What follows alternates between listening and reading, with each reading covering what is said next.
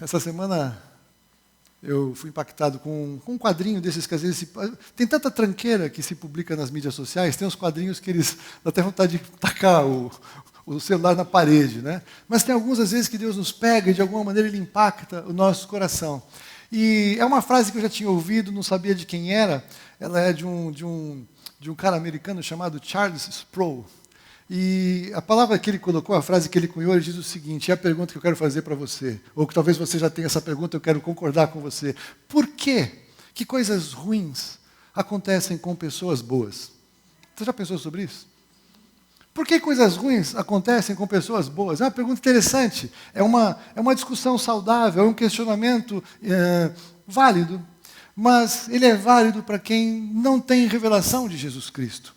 Ele é válido para alguém que crê que todas as pessoas são inerentemente boas, o que não é verdadeiro segundo a palavra de Deus. E a resposta que ele propõe é tremenda, porque ele diz que, na verdade, isso na história aconteceu apenas uma vez. E a pessoa que sofreu as coisas ruins se voluntariou para sofrer. Ele estava falando de Jesus Cristo. E é interessante que tem um momento que Jesus ele tem um encontro com o jovem, e ele se achegou a Jesus e falou, bom mestre, né? O que farei para lhe dar a vida eterna? E Jesus falou, por que você me chama bom? Ninguém é bom. Glória a Deus. Então, a primeira premissa que eu quero colocar para você é que, segundo a revelação de Jesus e segundo a palavra de Deus, ninguém é bom. Aí Jesus diz que há somente um que é bom, e é Deus o Pai. Então, Jesus já quebrou esta argumentação que muitas vezes confunde a nossa mente de como nós olhamos para Deus, de como nós olhamos para a nossa vida, de pensar que nós somos bons e que nós não deveríamos sofrer coisas que nós sofremos, não deveríamos passar por circunstâncias que nós fazemos, porque no fundo nós somos bons. E tem pessoas que são ruins e, na verdade, essas pessoas mereciam algumas coisas e não nós. E aí, quando Jesus, um pouco mais à frente, ele diz, eu e o Pai somos um, quem vê a mim, vê ao Pai. E o autor de Hebreus diz que Jesus ele é a exata expressão de Deus o Pai, a revelação de Deus o Pai estava em Jesus, o Cristo, o Filho. Então nós sabemos que bom nesta terra, só Jesus. E Jesus sofreu as piores coisas que alguém poderia sofrer ao longo de uma vida humana. Então todas as vezes que essa questão vier para a sua cabeça, joga fora em nome de Jesus, porque ninguém é bom para não merecer, na verdade nós merecemos tudo, e se nós fôssemos tentar pagar de alguma maneira para Deus por qualquer coisa que fosse, nós jamais poderíamos pagar, porque nós não teríamos recursos para alcançar o que quer que fosse, e muito menos a salvação eterna em Jesus Cristo, pela graça e por meio da fé. Mas tem uma outra frase da sabedoria popular aqui do Brasil, vocês não tinham nascido ainda, mas quando eu era criança, lá em Barbacena, tinha, lá no barzinho da escola, tinha gotas de pinho alabarda. Alguém lembrou, né? Minha mulher lembrou, só ela. Né? E gotas de pinho alabarda vinham assim como as balinhas e vinham com frases de amor. Frases assim fofas, né? Dessas que hoje tem, né? E uma delas era o seguinte, amigo não é aquele que enxuga as lágrimas. Amigo é aquele que não as deixa rolar. Que lindo, né? Então, se o meu amigo um dia me fizer chorar, me falar alguma coisa que eu não quero, que eu não concordo, ele não é meu amigo, vou dar uma bica nesse amigo e vou procurar um amigo que faça só o que eu quero. Que maravilha, um amigo que faz só o que eu quero, né? Que não me ofende em nada, não, e nem me fala as verdades quando eu preciso, não é assim? É amigo de verdade isso? Eu lembro que tinha um comercial de uma rede de lojas, acho que era da Riachuelo, e ela estava zoando com outra rede que não tinha a grife. Então vinha aquela senhora assim, ela chegava no provador, e ela punha uma roupa e ficava horrorosa. Aí o vendedor falava, ficou ótimo, ficou excelente. E a pessoa estava ridícula, mas o vendedor, para vender, ficou ótimo. E essa foi uma grande brincadeira por muito tempo, porque às vezes o amigo chega para você, cortou o cabelo e ficou uma coisa esquisita. E aí pergunta, ficou bom? Ficou bom. Ficou muito legal, ficou bom, né? Pior é quando a esposa pergunta, tô bem. Jesus, se o marido fala qualquer coisa, ele está errado. Porque ele fala não, é um problema. Se ele fala que sim, fala a verdade. Nem sempre nós queremos ouvir a verdade. Mas nós precisamos da verdade.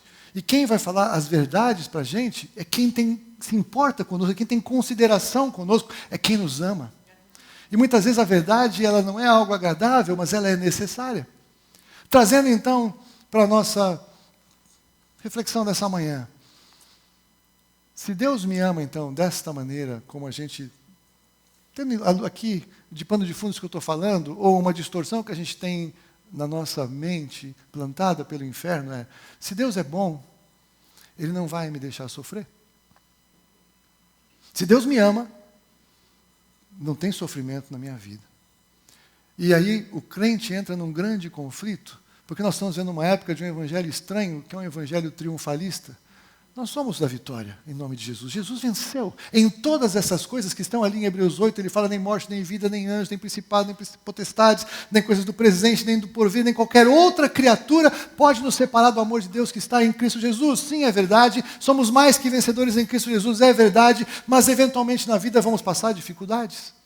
Jesus, um pouco antes de ir para a cruz, no Evangelho de João, capítulo 16, versículo 33, ele falou para os discípulos o seguinte: no mundo tereis aflições, mas tende bom ânimo, eu venci o mundo. Sabe, quando Jesus falou aquilo, ele acabou de falar aquilo para eles, ele levantou os olhos para os céus e ele começou a sua oração sacerdotal de João 17, antes de ir para a cruz. Se ele falou para os discípulos que eles iriam passar aflições, Jesus sabia as aflições que ele estava para passar naquele momento. A partir daquele momento começava a sua caminhada até a cruz. Então, não é verdade que Deus vai nos poupar de todos os sofrimentos, mas não é verdade que Ele não nos ama. Muito pelo contrário, porque o amor de Deus não se revela em Ele impedir que eu sofra coisas doloridas, mas o amor de Deus se revela em Jesus Cristo na cruz do Calvário. Essa é a prova do amor, a salvação pela graça, pela fé, para todo aquele que nele crê. Não para todo mundo, mas para todo aquele que nele crê, disposto para quem quiser se arrepender. Então nós temos que ajustar algumas expectativas nossas acerca das dificuldades da vida, acerca das circunstâncias da vida, porque neste mundo nós não vamos viver o melhor de Deus até o último dia. É uma frase forte para se fazer, não é? Mas ela é verdadeira, porque o mundo jaz no maligno, no mundo teremos aflições, vem a bênção de Deus sobre nós, mas nós estamos sendo transformados de quem nós éramos, transformados da vida de pecado, a sociedade está corrompida, o sistema do mundo está aí, tem o direito de agir por mais algum tempo, até que o Senhor julgue o mundo. A solução para este mundo é o julgamento que Deus vai estabelecer já já. Então nós vivemos em um mundo injusto. O mundo não é justo. A vida não é justa. Não tenha ilusões. Então o que é importante a gente fazer? O que Deus fala para mim? Como eu vou viver aqui? E eu vou alinhar a minha mente, os pensamentos, não com palavras ou com informações falsas que parecem bonitas e podem ser bonitas, mas são mentira à luz da palavra de Deus. E vou então abraçar a palavra de Deus para que ela me ajude a me posicionar e a entender essas coisas que acontecem, por que acontecem e o que eu tenho que fazer com elas. Tudo bem até aqui? Vocês estão comigo? Amém? A palavra é de vitória em nome de Jesus, não é de dor. Aleluia. Mas vamos à palavra. Eu separei aqui 4 situações na Bíblia, 4 princípios ou 4 situações em que nós vemos dificuldade na vida das pessoas que Deus ama. E você vai poder alinhar agora todas elas. Por que 4? Eu achei as 4. Se você tiver mais alguma, pode ser. Não estou dizendo que são 4. Estou dizendo que eu quero compartilhar essas 4. A primeira delas está em 2 lugares. Vamos lá, nós vamos primeiro para Oséias capítulo 5, versículo 15 até Oséias 6:2, e vamos comparar com Provérbios 27:6. E aqui nós vamos ver que é o tratamento que Deus dá para nos conduzir ao arrependimento. Então, tratamento dolorido que Deus usa na nossa vida quando Ele precisou nos trazer para o arrependimento, para que nós pudéssemos nos achegar a Ele, ou algumas vezes quando o crente insiste no pecado e o Senhor traz para que nós venhamos a nos arrepender dele. A palavra de Deus diz assim no profeta: irei e voltarei para o meu lugar, até que se reconheçam culpados e busquem a minha face. Estando eles angustiados, cedo me buscarão, dizendo: vinde, tornemos para o Senhor, porque Ele nos despedaçou e nos sarará, fez a ferida e ligará. Depois de 2 dias nos revigorará, ao 3º dia nos levantará e viveremos diante dEle. E eu quero comparar esse texto com Provérbios 27, 6, em que nós encontramos essa palavra de sabedoria tremenda, dizendo o quê? Leais são as feridas feitas pelo que ama, porém os beijos de quem odeia são enganosos. As feridas que o Senhor está falando aqui em Oséias, esse texto é muito profético, a gente poderia falar justamente da conversão do povo de Israel, claro que sim. Podemos falar da conversão do cristão, claro que sim. Aponta para a vitória de Jesus na cruz do Calvário no terceiro dia da ressurreição, claro que sim. Mas eu quero colocar como um princípio associado a esse de Provérbios, é que muitas vezes o que nos dói na vida são consequências da nossa desobediência, da nossa rebelião a Deus. E isso é um marco das pessoas que não conhecem a Jesus Cristo, elas estão mortas nos seus delitos e pecados. As pessoas não que não se tornaram evangélicas, mas as pessoas que não se converteram, que não entenderam o amor de Deus, não receberam a vida de Jesus o Cristo, essas pessoas estão muitas vezes imersas em sofrimentos e muitas delas se levantam para afrontar a Deus, discutir com Deus. Onde está Deus? Quando acontece uma tragédia muito grande no mundo, as pessoas falam, cadê Deus que deixou que isso acontecesse? Aí eu posso imaginar Deus perguntando, cadê vocês que nunca vieram me buscar até agora? É interessante, né? Quando a coisa dá errada, Deus tem que pagar a conta. Mas quando Deus fala alguma coisa como tem que ser feita, a pessoa quer fazer outra coisa, ela não quer se render ao Senhor. E então o Senhor permite situações difíceis e doloridas na vida de pessoas como consequências do seu pecado, para que elas se arrependam, porque o pecado afasta de Deus. Em Deus a bênção, em Deus há delícias, em Deus a vida abundante, em Deus a vida plena. Toda a vida que pode existir nesse mundo reside em Deus. Quando a pessoa não quer nada de Deus, ela quer ficar longe de Deus, ela espera que aqui ela se sinta bem e feliz, não vai se sentir. A ausência de Deus é o inferno. O inferno, que ele é real, ele não é um lugar que Deus preparou para punir pessoas, é um lugar que sobrou, onde existe a ausência total dele. A ausência total de Deus gera aquele lugar horroroso. As pessoas que não querem a Deus não têm para onde ir. É por isso que a condenação eterna é a ausência total de Deus na vida de alguém que ao longo da vida nunca quis nada com Deus. Não quer nada com Deus, mas quer ser salvo por Deus para ficar com Deus. Estranho, não é? Mas o Senhor espera com essas feridas que Deus faz ou permite, são feridas leais.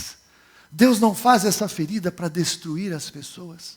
Deus ele faz essas feridas ou permite essas feridas para atrair essas pessoas ao seu amor, para que se arrependam e recebam perdão, para que se arrependam e recebam a vida de Deus, para que se arrependam e recebam o melhor de Deus. A expectativa de Deus, a vontade de Deus é que nenhum se perca, senão que todos cheguem ao arrependimento. Esta é a vontade plena de Deus para toda a humanidade. Mas Deus permite que alguém fale para Deus, na cara dele, e fale, eu não quero. Discutindo liberdade de expressão nos nossos dias. Deus dá liberdade para pessoas zombarem dele, ridicularizarem a sua existência, ridicularizarem Jesus Cristo, ridicularizarem as leis e os princípios de Deus. Deus permite tudo isso e não está com um raio na cabeça da pessoa quando a pessoa blasfema dele. Por quê? Porque Deus ainda dá mais tempo para que a pessoa se arrependa. E quando coisas doloridas acontecem na vida, Deus estende a misericórdia para que a pessoa venha. Aí Deus coloca alguém do lado para falar do amor dele para essa pessoa que zomba, que ridiculariza, que o afronta, porque Jesus, o Cristo, quando morreu na cruz do Calvário, morreu por essa pessoa também. A salvação está disponível para essa pessoa, inclusive. Então, quando o Senhor ele faz essa ferida, é uma ferida leal, porque Ele quer, venha para mim, ouça o meu chamado, receba o meu amor. Então, quando o Senhor permite alguma coisa assim, o objetivo dele é amoroso. Deus não quer estragar a sua vida, meu querido, minha querida. Deus não quer coisa ruim para você. Ele fez cair sobre Jesus as piores coisas para que você não precise sofrer nada disso. Mas você precisa se aliançar com Ele em Jesus Cristo. Nós temos uma segunda situação que é interessante, que está em Provérbios 29, 17. E depois eu vou para Hebreus 12, de 6 a 8. Provérbios 29 a 17, nós vamos ver aqui um tipo de tratamento que Deus dá na aflição, um tipo de tratamento que Deus dá na dificuldade, é um tratamento para a nossa correção. Olha o que Deus fala, corrige o filho e ele te dará descanso delícias à tua alma. Nós vemos um tempo em que o Evangelho, ele parece que ele se tornou um Evangelho antropocêntrico.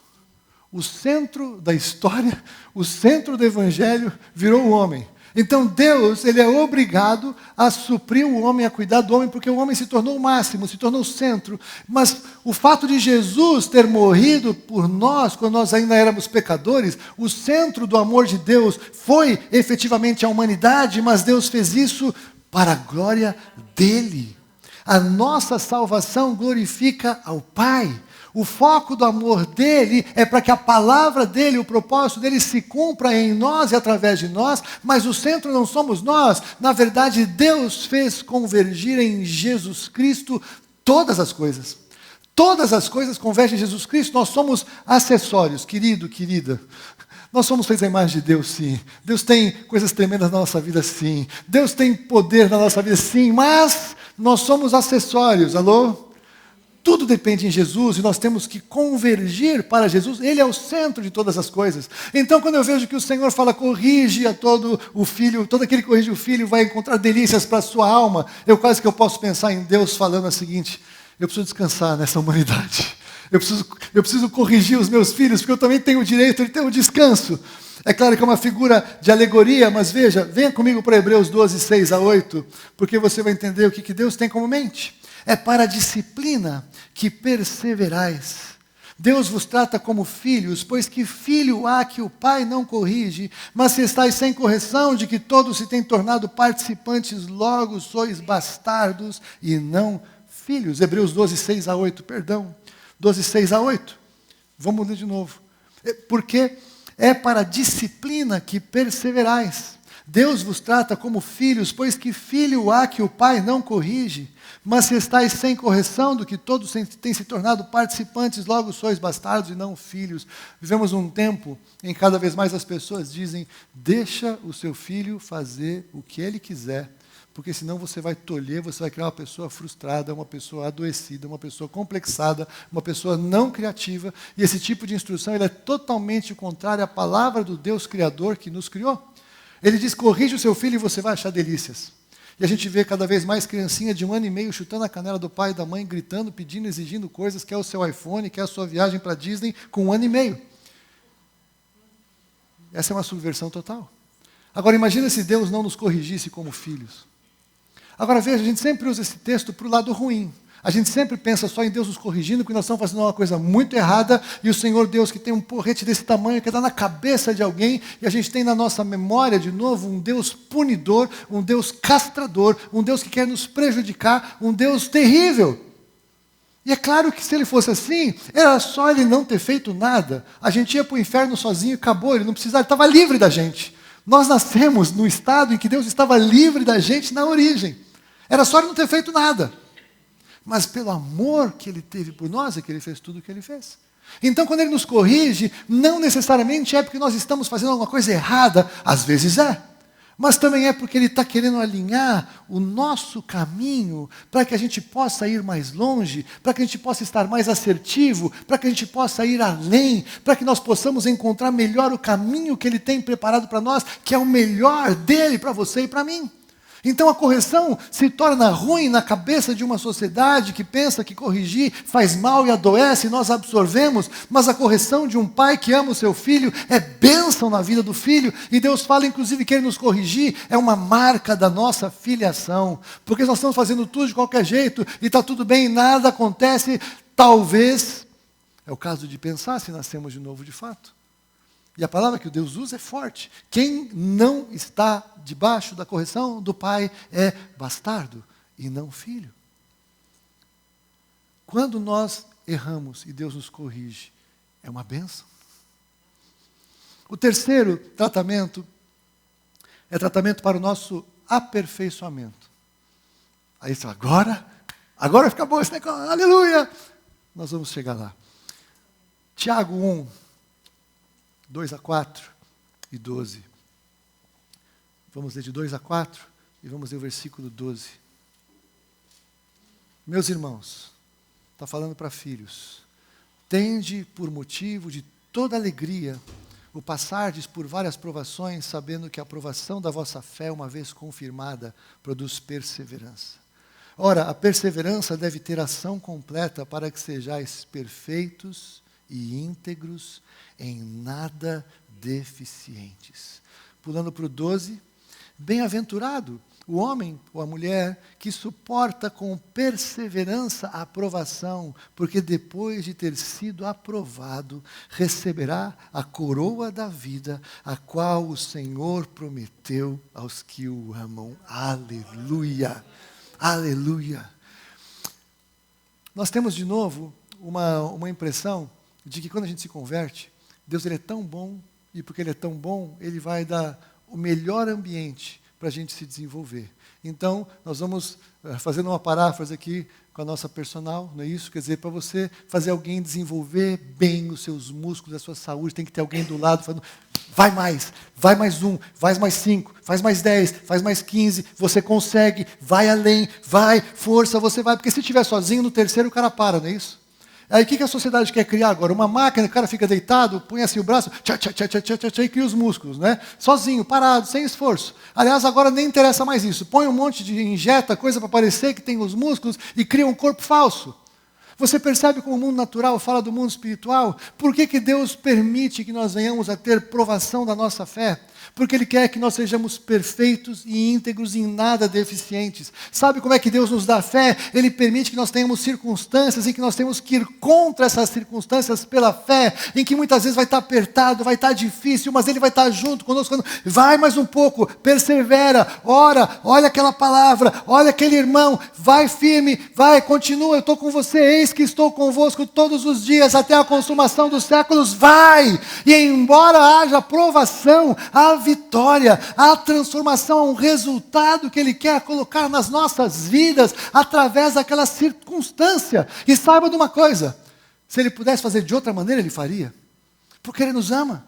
Ele criou todas as coisas, Ele sabe como nós somos, Ele conhece a nossa constituição. Então quando alguém fala, tem um motivo de toda alegria passar por várias provações, aí tem muito crente que fala, poxa, crente agora é masoquista. Pergunta para os caras que ganharam medalha de ouro em Olimpíadas, o quanto valeu a pena chegar no topo daquele pódio, marca mundial. Mas veja quanto custou chegar naquele lugar. Todo mundo quer chegar naquele lugar, mas ninguém quer pagar o preço para chegar naquele lugar. E nós vemos um tempo, inclusive, que está socializando tudo para as pessoas não ficarem ofendidas. É capaz que vão chegar umas Olimpíadas, que vão ter os 50 atletas lá, vai dar uma medalha para cada um, para todos eles ficarem felizes, ninguém ficar triste, que afinal o cara suou tanto para chegar lá. Então vamos tratar todo mundo igual para não ter nenhum tipo de ressentimentos. Os caras estão tirando a contagem de likes para alguém não ficar chateado que o outro tem mais like do que o outro tem. Você percebe onde nós estamos chegando? E aí, quando a palavra de Deus fala uma coisa contrária ao padrão de pensamento que nós estamos achando razoáveis na nossa sociedade, nós achamos quase que a Bíblia está errada, ou então que a gente não entendeu, ou então que Deus é mau. Quem quer que a gente acredite que Deus é mau? Satanás. A palavra de Deus diz, Jesus fala sobre o diabo, que ele nunca se firmou na verdade. E ele é o pai da mentira. O fato de ele ser o pai da mentira, muitas vezes nós cremos que tudo que ele fala é mentira. Mas o fato dele não ter se firmado na verdade significa que às vezes ele fala a verdade e às vezes ele fala mentira. Para Jesus ele pregou, lembra disso? Na tentação de Jesus no deserto, ele abriu o texto da Bíblia. Ele leu o texto da Bíblia para Jesus. Acontece que Jesus, a própria palavra, confrontou aquela palavra pela palavra. Confrontou um texto fora de contexto com o texto da Bíblia autorizado no seu uso.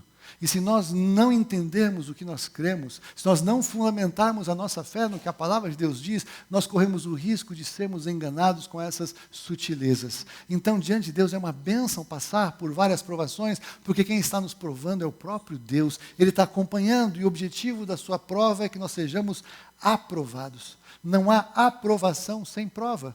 E o Senhor garante que aquele que receber esta aprovação, o que suportar com perseverança a aprovação, receberá a coroa da vida. Sai do outro lado perfeito, íntegro e em nada deficiente. Tem coisas que Deus pode nos dar. Tem coisas que Deus nos fortalece para que nós venhamos a conquistar. As coisas que são para nós conquistarmos, nós temos que ter algum tipo de obstáculo. Mas, de uma certa maneira, é interessante que é quase que uma vitória por WO. Sabe, é que nem todo mundo sabe que é vitória por WO, desculpa, né? WO é quando um time chega para o jogo e outro time não veio, sabe assim, já viram isso? É uma coisa sem graça se fosse feito daquele jeito. Então o time está lá, o estádio às vezes está lá, todo mundo, aí dá a saída, vai 2 jogadores, chega o gol lá, chuta, ganha de 1-0. É uma coisa sem graça pra caramba. Deus não dá um WO. Mas Deus ele já garante que o inimigo está derrotado em nome de Jesus. Nós vamos lutar. Ele parece assustador, ele parece aterrorizante. As ameaças parecem reais, parece que nós não vamos conseguir, mas ele garante que a vitória já nos está dada, porque ele já venceu e nós somos vencedores nele. Nós não podemos ir no nosso braço, nós temos que ir debaixo da direção dele. Nesse caso, somos mais que vencedores, porque nós somos mais que vencedores em Jesus Cristo. Ele que nos fortalece. O quarto, tratamento para sermos mais frutíferos. Evangelho de João, capítulo 15,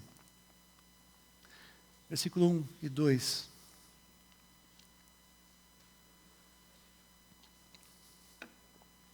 Jesus diz: eu sou a videira verdadeira e meu pai é o agricultor. Todo ramo que estando em mim não der fruto, ele o corta. E todo que dá fruto, ele o limpa. Outra tradução fala, ele o poda, para que produza mais fruto ainda. Esse veio como uma revelação para mim algum tempo atrás. Não que eu achasse que eu estava tudo bem. Às vezes os pastores se colocam no patamar, ou as pessoas colocam os pastores no patamar que não tem que estar. Somos todos conservos, amém? Todos servimos a Jesus igual. Eu posso ter um dom diferente, um chamado diferente, mas é tudo igual. E Jesus, mas está difícil esse negócio, parecia que estava indo tudo bem, parecia que até que estava indo tudo certinho. Aí vem uma situação como essa, e aí eu estava meditando nesse texto, e eu percebi o quê? Às vezes, mesmo a gente estando fazendo tudo certinho, a gente fazendo o melhor que a gente pode fazer, o Senhor vai precisar nos podar, porque o objetivo dele é que a gente dê mais fruto. E para dar mais fruto, não tem como dar mais fruto se não for podado. Não tem nada de errado, você não pecou, não tem problema nenhum. Deus está querendo justamente, Ele está confiando tanto na sua vida, que Ele quer que você vá além, Ele quer que você dê mais, Ele quer que você multiplique, mas para isso Ele precisa fazer alguma coisa na sua vida. E é para o bem e para a glória dEle. O foco do Evangelho, o foco da vida da igreja é Jesus Cristo, Ele é o cabeça da igreja. O foco não é você, o foco não somos nós, o foco não é a gente ficar rico, a gente não ter problema, a gente não ter dor, não ter dificuldade. Esse Evangelho, como diria, me perdoe a piada, o padre Quevedo, não existe. Esse Evangelho não existe, ele não tem sustentação pela palavra. O que não quer dizer que Deus não nos dê a oportunidade de, se quiserdes e me ouvirdes, comereis o melhor dessa terra. Mas o melhor dessa terra não é o melhor para a vida como um todo, porque o melhor dessa terra não chega aos pés da bênção de Deus na nossa vida. Nós precisamos alinhar as coisas. Nós precisamos olhar para nós mesmos. Aqui eu quero te oferecer um checklist para você olhar para a sua vida quando você passar por situação de dificuldade, por situação de dor, por situação de problema. Antes de mais nada, entenda o seguinte. Eu sempre uso isso, tem países horrorosos para se viver. Horrorosos. Países que falta tudo, países que tem um sistema de governo opressor, países que as pessoas não têm liberdade para nada. Vocês sabem disso, não sabem disso? As pessoas que nasceram nesse país, o que Deus vai fazer para elas mudarem realmente de vida? Nada. Ele vai mudar a vida delas naquele país. Puxa, pai, puxa, Haroldo, mas não é justo. Há uma saída. Nós precisamos colocar na nossa cabeça que o melhor de Deus não é esta vida aqui. O melhor de Deus é para a eternidade. O Senhor não está restrito a nos atender com o melhor para a nossa vida nesta dimensão. Não é disso que nós estamos falando. O mundo jaz no maligno e tem o direito de permanecer assim. Os governos que estão estabelecidos porque lá atrás populações decidiram virar as costas para Deus e os governos foram se estabelecendo e perpetuando e Deus não tem absolutamente nada do que ver com isso, senão que essas nações estão colhendo as consequências dos pecados dos seus antepassados. Isso não é justo, Haroldo. Então faça alguma coisa boa para os seus filhos, que se você fizer fizer alguma coisa muito ruim, errada na sua vida, os seus filhos vão colher e eles não têm culpa. Você está entendendo? Quando você vai para a nação, isso acontece ao longo de anos, isso vai se estabelecendo ao longo de anos. E o Senhor que reina, Ele alcança as pessoas nessas nações. O Senhor leva por missionários, o Senhor leva por livros, o Senhor leva pela internet. Eu não sei como Ele faz, mas todo aquele que busca Deus de verdade vai encontrá-lo. Buscar-me-eis e me achareis, quando me buscares de todo o vosso coração. Não precisa da igreja, precisa buscar a Deus. E Deus coloca alguém naquele lugar, provavelmente alguém enviado por uma igreja, para ouvir a pregação do Evangelho.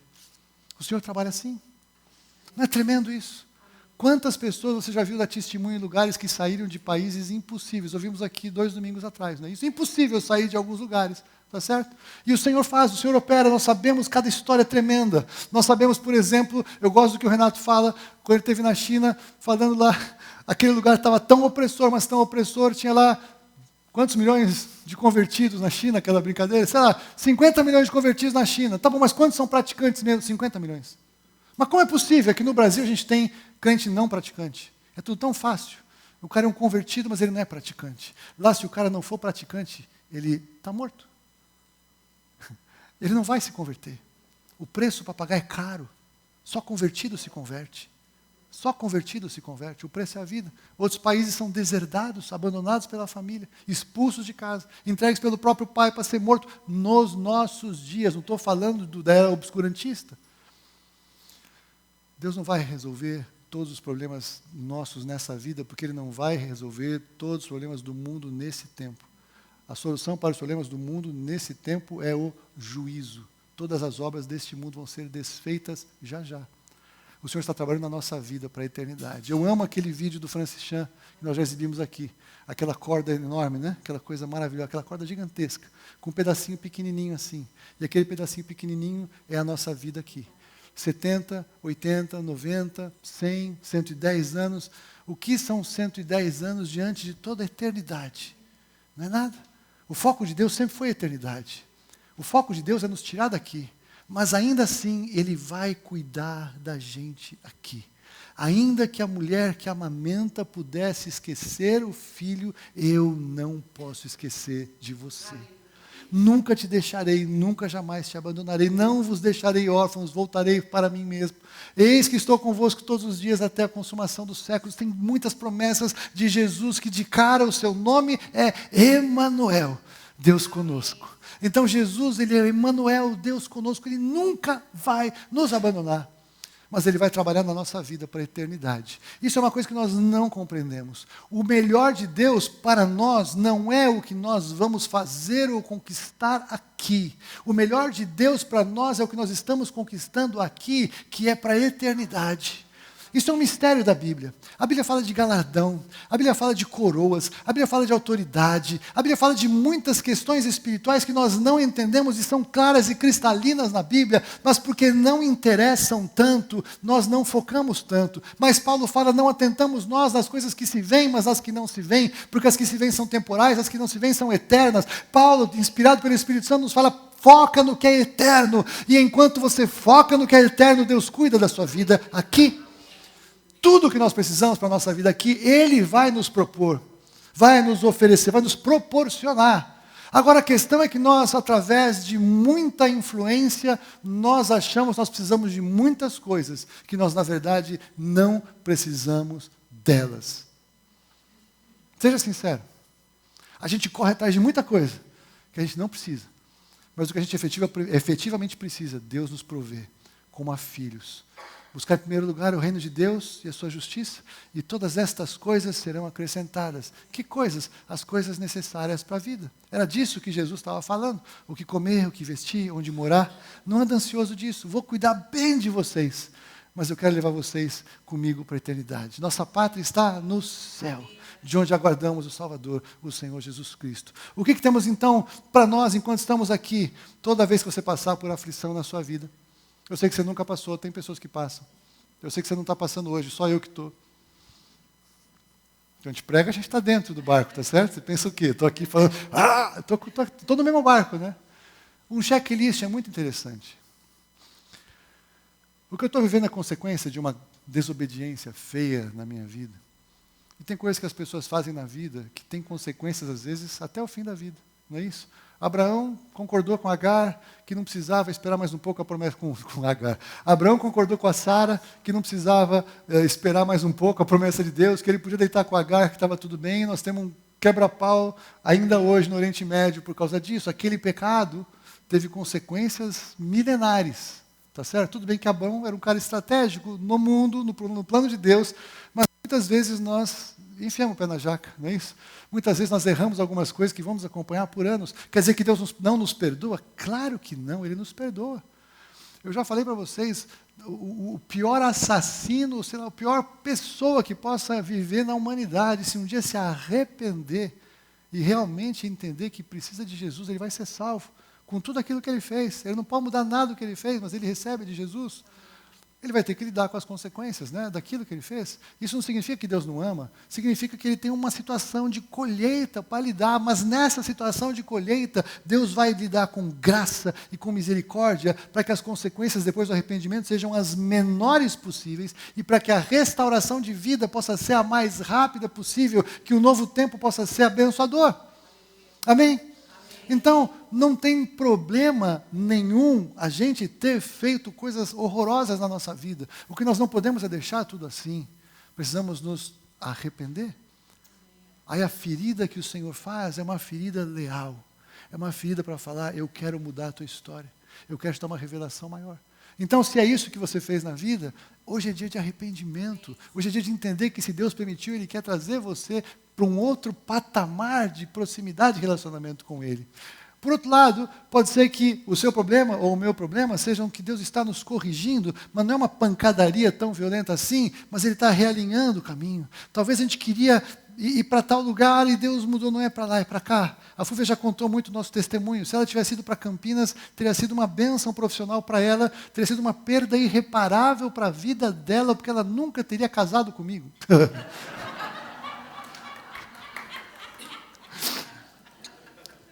Ela podia olhar para aquilo e falar, eu não estou em pecado, eu pedi um trabalho, me arrumaram o trabalho, eu vou para Campinas. Deus falou para Campinas, não, volta para São Paulo. E ela não entendeu na hora, mas ela se sujeitou a Deus e agradeceu a Deus. Correção, às vezes Deus não quer fazer o que você quer que Ele faça, mas Ele quer fazer para você aquilo que Ele quer fazer. Você não tem todas as variáveis, você não conhece o final do jogo, você não sabe todas as pessoas, você não sabe tudo que envolve, mas se Ele te ama, e porque Ele te ama, fique em tranquilidade e sujeição. Fala, Deus, obrigado que o Senhor está corrigindo, não vou insistir por aqui.